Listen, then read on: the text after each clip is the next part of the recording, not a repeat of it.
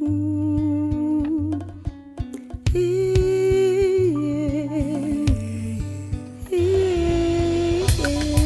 de bonheur, tu as soufflé, le soleil s'est levé. J'avais juste vu une main qui est venue me secourir. Et en ce moment-là, aux heures de midi et demi, 13h, ma mère avait l'habitude de prier.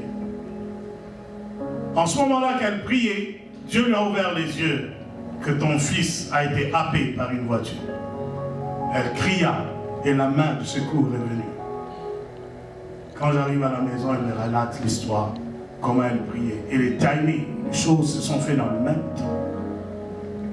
Veillez et priez, car l'ennemi, votre adversaire, rôde comme un lion rougissant cherchant qui débrouille.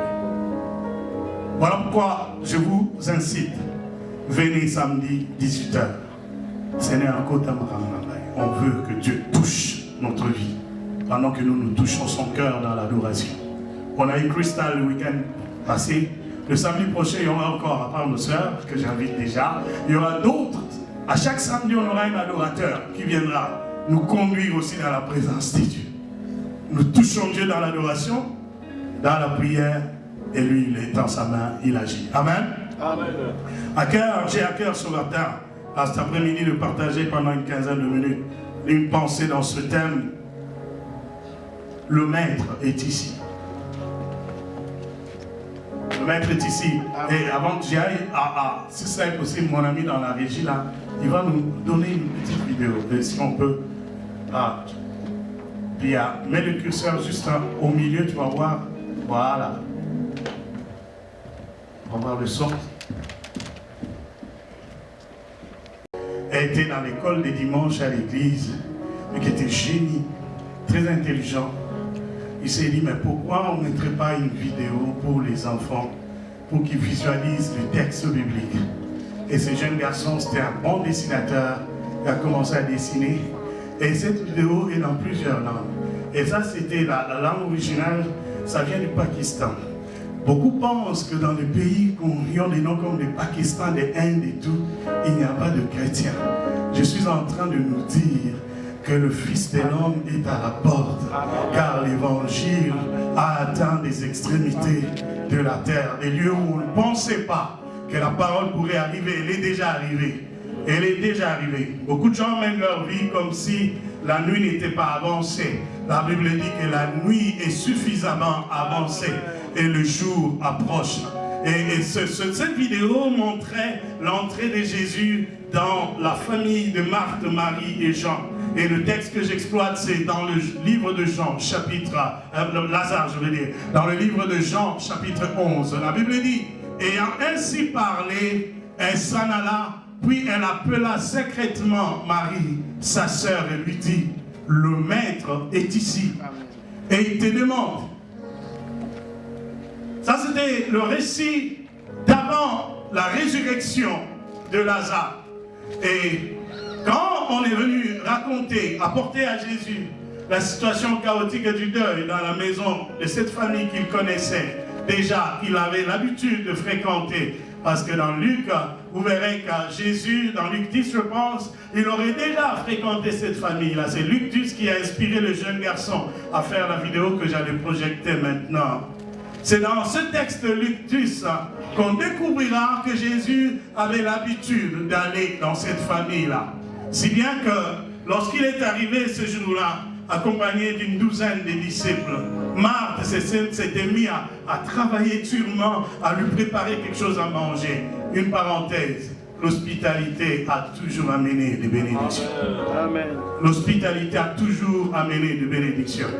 J'étais samedi au mariage de ma soeur à Londres, et lorsqu'on a demandé que la famille du pasteur Jacques vienne, et vous savez, on était à peu près une 25 à peu près. Mais dans le 25, il y a eu 2 frères et 2 sœurs qui ne sont pas de ma famille du sang, mais qui ont été accueillis par ma mère et ont vécu plus de 30 ans avec nous.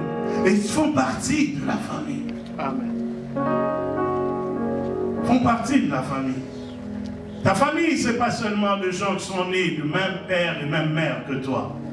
Parce qu'il fallait qu'il y ait des étrangers pour qu'Abraham puisse enfin entendre la parole de sa destinée. Les anges sont passés et il les a accueillis. La femme a donné un petit gâteau. Et pendant qu'ils étaient sur le chemin de partir, sur le point de partir, qu'une parole a été relâchée. La Sunamite a accueilli Élisée.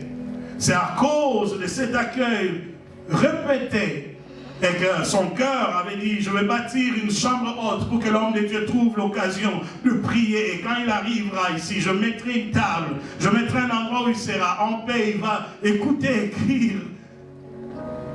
Que l'homme de Dieu va la regarder et dire, qu'est-ce que je peux faire pour cette femme? Le serviteur a dit, je sais, elle n'a pas d'enfant. Élisée a dit, voudrais-tu que je parle de toi au roi? Parce qu'à l'homme de Dieu a aussi des relations.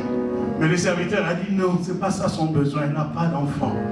Alors Élisée a compris que cette femme m'a beaucoup accueilli. Si cette fois-ci, il faut qu'elle ait un enfant. C'est par hospitalité que Simon a permis que Marie, la sœur de Marthe, ce jour-là, rencontre Jésus. Dans la maison d'un homme qu'on appelait Simon. Un homme de mauvaise vie. Un homme d'une mauvaise réputation. Mais qui a accueilli Jésus. Et Jésus est venu dans sa maison. Et pendant que le chef du temple s'est posé une question, mais si ce Christ savait vraiment qui était Simon, il ne serait pas allé dans la maison de cet homme. Une femme surgira de la foule, on l'appelle Marie. Elle vient avec du parfum. Elle va jeter sur le pied de Jésus, elle va prendre ses cheveux, commencer à essuyer le pied de Jésus. À cause de l'hospitalité de Simon, une opportunité du salut est donnée à une femme. Et une femme dont la vie reflétait le chaos, la honte, l'opprobre, le rejet, tout ce qu'il y a de difficile pour une fille. Vous savez, on est dans une société d'étiquetage, trop de préjugés. Le fait que tu sois seul avec l'enfant, femme seule avec l'enfant, tu ne sais pas combien de gens parlent de toi en mal. On sait, ah, pourquoi elle se retrouve seule avec l'enfant? C'est sûr que c'est une mauvaise femme. L'homme l'a quittée. Elle a été de mauvais comportements, l'homme est parti. Pendant qu'il y a des hommes aussi aventuriers que vous pouvez imaginer, sans raison, un matin, il s'élève une part et disparaît. Ça, on est dans une société, beaucoup d'étiquetage. Une jeune fille seule avec son appartement, on dit, elle est pute. C'est sûr qu'elle habite seule, elle fait entrer des hommes. J'ai rencontré une, elle avait 45 ans, mais elle était encore vierge en 2017. C'est possible de souffrir des préjugés des gens, des accusations dans la société. Mais je vous présente le Maître, Jésus. Lui seul qui peut t'accueillir tel que tu es. Il peut t'accepter tel que tu es. Dans la maison de Simon ce jour-là, il a dit aux gens, laissez cette femme s'approcher. Et cette femme-là s'appelait Marie. Vous comprendrez plus tard que le texte de Jean 11 soit un texte clé dans l'histoire de Jésus avec cette famille-là. Lorsqu'on vient maintenant apporter à Jésus la nouvelle que Lazare, le frère de Marthe et Marie, est mort, Jésus a dit, non, il dort. Les disciples disent, non, maître, il est mort. En tout cas, on y va. Ils arrivent, Jésus rencontre Marthe, Marthe fait son plaidoyer, Jésus lui dit, si tu crois, il ressuscitera. Elle s'est dit, c'est dans le futur, c'est quand le Seigneur reviendra les chercher les saints. Et pourtant, Jésus parlait de ce qu'il est capable de faire dans le présent. Mon message a comme première station, la présence de Dieu, c'est un champ d'espérance. Là où Dieu est, il y a l'espérance. L'espérance, ce n'est pas une projection seulement dans le futur. L'espérance peut avoir une réalisation dans le présent. Je veux croire, puisque Dieu est là, maintenant ici, il peut se passer quelque chose. Assez souvent, on nous a présenté une foi comme une faiblesse. La foi qui projette toujours au lendemain des choses qu'on n'a pas pu accomplir aujourd'hui. Et on dit, tout concourt au bien de ceux qui aiment Dieu. Ça me rappelle Marthe. Oh oui, Seigneur, je sais qu'il ressuscitera quand tu reviendras dans ta gloire. Jésus a dit, non, si tu crois, il ressuscitera maintenant. Je ne veux pas qu'on prenne la foi comme une déclaration de faiblesse, une projection de l'expérience de plus tard. Je dis à quelqu'un, le Maître est ici. Amen. Le Maître est ici. C'est lui qui fait tout dans le présent. Il se définit au présent. Ton futur est présent devant lui. Rien n'est impossible devant lui. Marthe a compris, mais avec beaucoup de difficultés. Et dans les discours, elle court vite dans la maison. Elle va voir sa sœur Marie. Elle dira à Marie, Le maître est ici et il te demande. Je veux que vous compreniez qu'est-ce que ça sonnait dans l'esprit de Marie pour que vous saisissiez la clé de la résurrection de Lazare. Quand on lui a dit que le maître est ici, maître, cette femme a entendu autre chose. Elle a entendu, c'est lui qui a changé ma vie, est ici.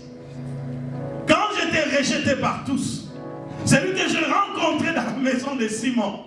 C'est lui qui a permis que je me rapproche de lui et que je mette mes cheveux de pécheresse sur ses pieds.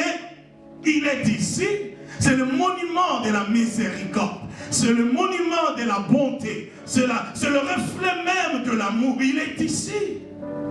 Je ne peux pas rester indifférent. Là où on me présente, c'est lui qui m'a aimé. C'est lui qui m'a sauvé. C'est lui qui m'a racheté. C'est lui qui a fait que ma vie soit révalorisée. Quand on me parle de Jésus, il y a des frissons dans mon cœur parce que je sais d'où il nous vient.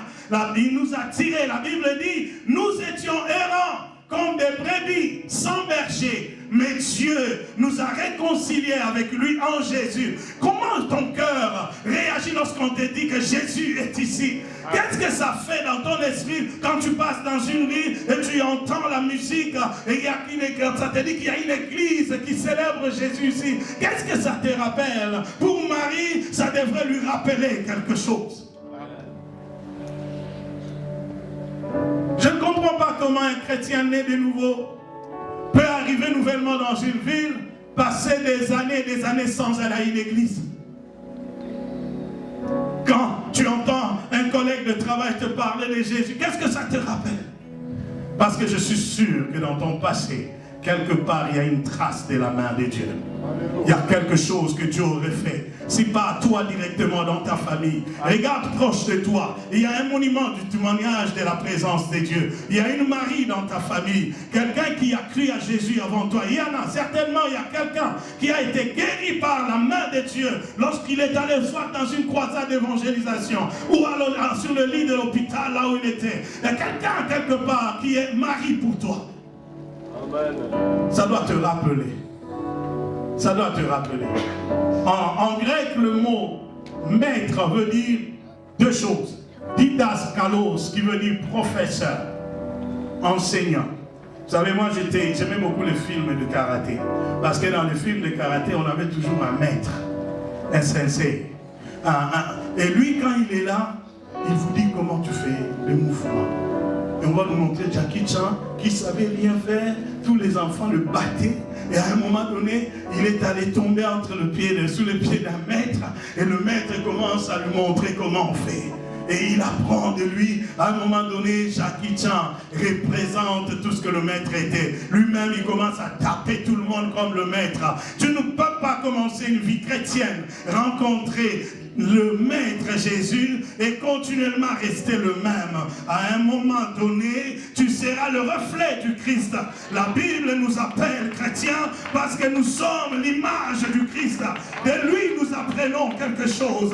Nous apprenons que le péché détruit la relation avec Dieu. De lui, nous apprenons qu'il faut marcher dans une vie de santé, de sanctification. Car sans la sanctification, tu ne peux pas plaire à Dieu. Il a appris à l'humanité que c'est possible de vivre dans la chair et être divin. Le maître nous a enseigné que c'est possible de parler de la part de Dieu et que les gens te haïssent, mais que tu restes constant, que tu sois puissant. Même quand tout le monde te rejette, tu es capable d'être en harmonie avec Dieu. Le maître nous a appris que nous avons tout pouvoir entre ses mains. Il nous a appris comment prier. Il avait dit, quand vous allez apprendre à prier, dites notre Père qui est aux cieux. Il nous a pas laissé orphelins. Le maître nous a appris, nous avons un Père. Nous avons une relation avec le Créateur. Le maître nous a appris que quand il est au ciel, il n'y a qu'une seule chose qui l'intéresse, c'est que sa volonté soit faite sur la terre comme au ciel. Le maître nous a appris que notre vie doit refléter la volonté de Dieu au ciel. Alléluia. Le maître est ici. Il veut te dire que quand tu vis selon la volonté de Dieu comme au ciel, en tout cas, ton appréhension de besoin change. Il a dit que dans la prière qu'on appelle le Notre Père, il dit, donne-nous aujourd'hui notre pain de tous les jours. Le Maître nous a appris que le Père a une portion pour tous les jours, pour chacun d'entre nous. Il n'y a pas de jour où le Dieu de providence sera distant de ta vie. Il est là pour t'apporter le pain qui te convient chaque jour. Le Maître a dit, ne vous inquiétez pas de comment vous allez vous vêtir, de ce que vous allez manger. Si mon Père peut nourrir les oiseaux du ciel et vêtir l'herbe de champ, qu'est-ce qu'il ne fera pas de vous qui êtes mes enfants? Le Maître a dit, qui donc par ses préoccupations, il ajoutera une coudée à la longueur de sa vie. Il nous a appris à être zen, calme, tranquille, gérer les crises dans la confiance à Dieu. Amen. Lorsque les gens s'agitaient tout autour de lui, les disciples ont dit, Maître, comment est-ce possible que tu ne te soucies même pas du fait que nous mourrons? Toi, tu dors. Il s'élève, au lieu de leur parler, il menace d'abord la tempête et le vent. Après, il leur dit, oh, de peu de foi, apprenez avec moi que les situations ne peuvent pas vous surpasser. Amen. Amen. Voilà pourquoi tu peux être avec les gens dans le même travail, vous avez le même salaire, vous souffrez des mêmes injustices, mais vous ne gérez pas la chose de la même façon. On ne comprend pas comment tu es toujours jolie, hein, maman Jackie? On ne comprend pas comment tu viens avec eux dans le métro, mais quand tu sors du travail, tu as toujours une élégance là, on ne comprend pas. On se demande, mais qu'est-ce que tu as fait? Qu'est-ce que tu fais? J'ai envie de dire à quelqu'un, le Maître m'a appris que je suis dans ce monde, mais je ne suis pas de ce monde. Le Maître m'a enseigné que nous avons tout pouvoir entre les mains de Dieu. Hey, Amen. Tu n'es pas n'importe qui. Amen. Quand on dit à Marie, le Maître est ici, elle entend autre chose. Elle était avec les gens, mais la Bible dit qu'elle courut vers Jésus. Et quand ça se passe, tu deviens fou. Les gens ne comprennent pas d'où vient ton zèle. Pourquoi tu es aussi déterminé? Il fait moins 40, mais toi tu vas à l'église. Comment tu fais? En tout cas, laissez-moi vous dire une chose. Le Maître, quand il t'a déjà impacté un jour, il t'a impacté pour toujours. Il y a des choses que les gens ne pourront pas comprendre. Ils ne comprennent pas la source de ma joie. Ils ne comprennent pas pourquoi je suis si déterminé. Il y a des choses que tu vis avec le Maître dans le secret. Il y a des choses que tu entends dans le secret. Les gens ne savent pas qu'est-ce qui se passe en toi. Les gens te prennent pour un fou. Pasteur Jacques, tu as juste toi et ta famille, tu prêches, tu cries comme s'il y a des milliers de personnes dans la salle. Le Maître m'avait dit, ne crains rien, il n'y a rien qui pourra surpasser mon église. Je bâtirai mon église, j'amènerai moi-même mon peuple dans la salle. Nous parlons comme des fous parce qu'on a rencontré le Maître. Alléluia. Le Maître. Glory be to God. Oh Jesus. Il y a des enseignements dans la vie de Jésus. Il faut lire la vie de Jésus. Tu comprendras que quand tout le monde crie à l'impossible, lui peut transformer l'eau en vin. Quand les gens disent que c'est impossible, lui peut dire au lépreux, lève-toi et marche. Il peut dire à celui-là, va dans l'eau de Siloé, va te laver les yeux. Mais comment il va aller? C'est un aveugle, il ne connaît pas la direction. Mais le Maître m'a appris la confiance à la parole. Je n'ai pas besoin de voir. Pourquoi? Je crois qu'il est, je crois qu'il agit, je crois qu'il fait. Amen. Les disciples, à un moment donné, ils commencent à agir comme le Maître. Les gens disent, mais c'est le fils de Mouteba ici, non? Et on a dit de lui aussi, il était le fils d'un forgeron. On a dit de lui aussi qu'il était de Nazareth. Et cela a empêché beaucoup de gens de ne pas croire qu'il était Dieu. Mais un jour, il leur a dit, celui qui m'a vu, a vu le Père. Celui qui m'a vu, a vu le Père. Il y aura un moment, on regardera Nicolas, on dit, ah, il y a Dieu en lui, il y a Dieu en lui. C'est le petit Nicolas là, qui avait commencé comme un petit garçon. Il y a un temps pour tout. Nous commençons petits et nous devenons comme le Maître.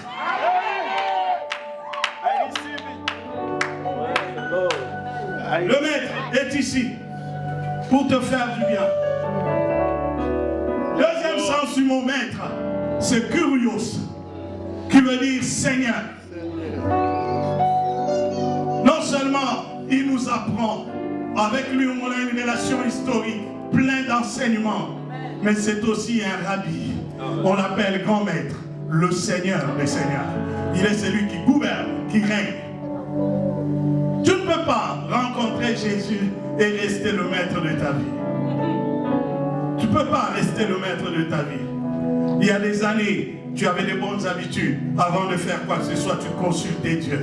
Mais il y a quelques années aussi, tu as abandonné cette habitude parce que tu es devenu le maître de ta vie. Tu penses tellement que tu es capable de bien réussir les choses. Mais tu vas voir le nombre de déceptions que tu as rencontrées sur le chemin. Quand tu t'es confié en toi-même, à tes relations, à la confiance que tu plaçais sur les gens. La Bible m'a enseigné à ne pas mettre ma confiance dans l'homme. L'homme est versatile. L'homme change. Il chante alléluia le matin, le soir, il réunit tout à quoi il avait cru. Heureux l'homme qui ne place pas sa confiance dans l'homme. Heureux celui qui place la confiance au Seigneur des Seigneurs. Celui en qui il n'y a point d'ombre de variation. Lui, il ne peut pas être altéré. Il n'y a aucune situation qui peut changer sa nature. Azam ou toi contrôle. Il contrôle tout. Il contrôle tout. Il n'avait aucune idée de qu'est-ce qui s'est passé dans ce démoniaque-là. Jésus ne lui a pas adressé la parole. La Bible dit que Jésus passait et les mauvais esprits dans cet homme ont commencé à crier: qu'y a-t-il entre toi et nous, fils de David? Ils ont reconnu la seigneurie. Ils savent qui est en train de passer. L'Église est la seule institution qui ne reconnaît pas encore qui est ce Jésus. Qui est ce Jésus? Les gens viennent à l'Église en jouant. Mais je vous parle du Seigneur des Seigneurs. Et il y a deux versets dans la Bible qui me parlent de cette voix qui font la terreur. Dans le psaume, il y a deux psaumes alignés qui parlent de la voix qui fait peur. Dans toute la simplicité, Jésus a dit: et les morts entendront ma voix, et les morts ressusciteront. Amen. Il savait qu'il était le Seigneur même dans le séjour des morts. Il commence à préparer les disciples en leur disant: encore un peu de temps vous me verrez, encore un peu de temps vous me verrez plus. Pierre dit: Seigneur, loin de nous, au nom de Jésus, sans effet, tu nous mourras pas. Il y a des sans effet qui sont sans effet devant Jésus. Amen. Parce que tu pries dans l'ignorance. Quand on prie dans l'ignorance, on ne comprend même pas que le maître se sert même de la souffrance pour que ça devienne une bénédiction pour toi. La Bible dit: heureux ceux qui trouvent en l'Éternel leur force, car ils ont dans leur cœur de chemins qui sont déjà tracés. Lorsqu'ils traversent la vallée de pleurs, ce n'est pas Dieu qui descend pour changer cette vallée de pleurs. La Bible dit: ceux qui trouvent en l'Éternel force, ce sont eux qui changent la vallée de Baca à un oasis de bénédiction. Il y a des méthodes que tu dois apprendre du Seigneur. Comment il règne sur les situations, comment il transforme les situations. Il viendra un temps où dans ta vie, tu vas passer par des temps difficiles. Les gens pensent que tu es absorbé, fini. Mais moi je te dis que le maître avait dit: de cette génération, il n'y aura pas un plus grand miracle que celui de Jonas. C'est quoi ce miracle de Jonas? Malgré 3 jours dans le ventre du poisson, il n'a pas perdu l'espérance. Il est au fond des eaux. Il a dit: du fond de l'abîme où tu m'as jeté, je reverrai le Saint-Temple. Les choses se passent dans les profondeurs, mais lui il voit déjà la hauteur. Il fallait que le Fils de Dieu descende dans les profondeurs pour que le Père le place dans la hauteur. La Bible dit qu'il est descendu dans les Sheol. Il a triomphé de la mort 3 jours durant. Et quand il est ressuscité, il est assis à la droite élevée de la majesté. Je parle de la profondeur. C'est une école de l'élévation. La profondeur, même dans les souffrances, je deviens comme mon Seigneur. Alléluia. Il ne faut pas aller chercher des problèmes pour dire que je veux faire comme Jésus. Mais je dis, quand les problèmes arrivent, nous avons un modèle vivant. Comme lui, nous irons de gloire en gloire, de puissance en puissance. Le Seigneur est ici. Quand on lui a dit le Seigneur est ici, Marthe est sortie vite. Elle a repris la même phrase que Marthe avait dit avant. Elle a dit, Rabbi, si tu étais ici, mon frère ne serait pas mort. À cet instant-là, la Bible dit, Jésus fut ému de compassion. La même phrase que Marthe, mais ça ne sonne pas de la même façon dans le cœur de Jésus. Parce que le Dieu qui sonde les cœurs et les reins, il sait que Marie ne parlait pas comme un slogan. Marie parlait en référence de ce que Jésus est capable de faire. Cet homme m'a pris de l'anonymat. Il a fait de moi une femme de valeur. Cet homme m'a ressuscité pendant que la condamnation de la société est suspendue sur ma tête. Vous savez, la culpabilité, tu es déjà mort.